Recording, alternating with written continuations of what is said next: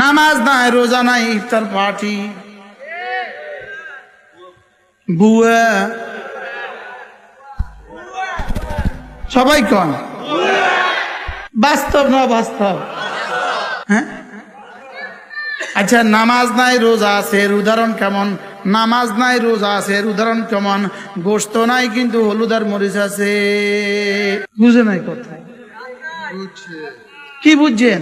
গোশত নাই আর কি, হলুদ আর মরিচ আছে, এটা কোনো কাজে লাগবে নি।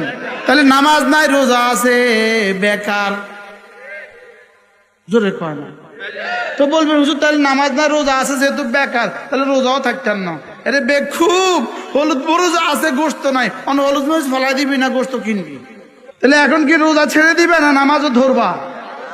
তাহলে নামাজ রোজা, নামাজ রোজা, আবার বলেন, সবাই বলেন, সবাই বলেন, দাদারা বলেন, জওয়ানরা বলেন।